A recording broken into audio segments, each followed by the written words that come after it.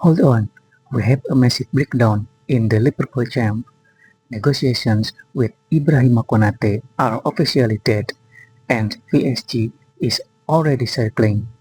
This changes the entire summer transfer strategy. Let's break down what went wrong.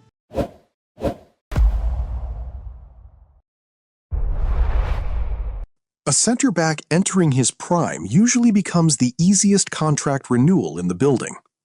That's partly why the latest update around Ibrahima Konate feels unusual. Liverpool spent months progressing through discussions, and as recently as April, there were signs that an extension remained achievable. Fabrizio Romano has now reported that negotiations are effectively over, with no final agreement reached between the club and the French defender.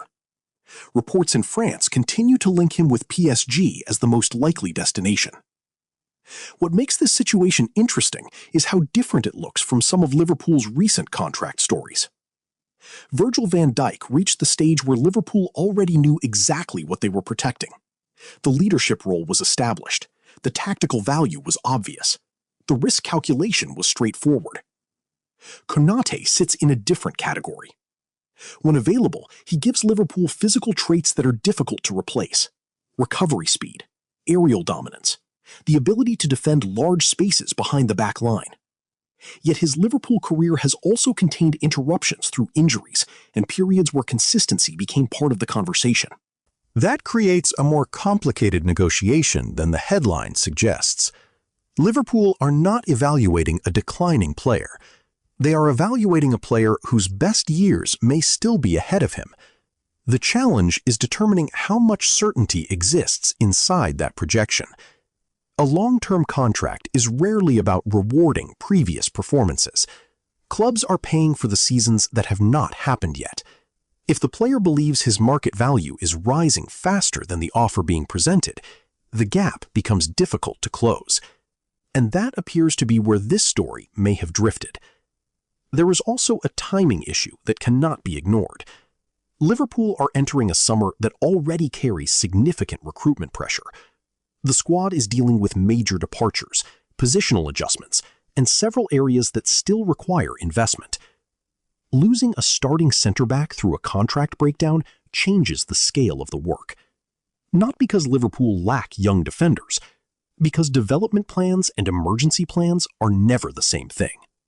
A club can gradually introduce younger options when the foundation remains stable.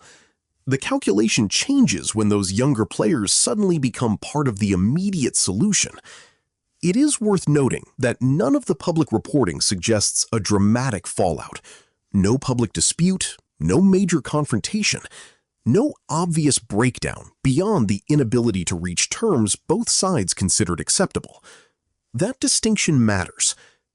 Sometimes a transfer story is about ambition. Sometimes it is simply about valuation. Liverpool now face a situation where replacing Konate could cost substantially more than retaining him would have. The market rarely offers proven Premier League-level center-backs at comfortable prices, particularly when other clubs know a replacement is needed. So while supporters naturally focus on where Konate might play next, Liverpool's bigger concern sits elsewhere.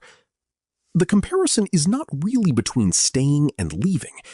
It is between negotiating a contract from a position of control and entering the market without it.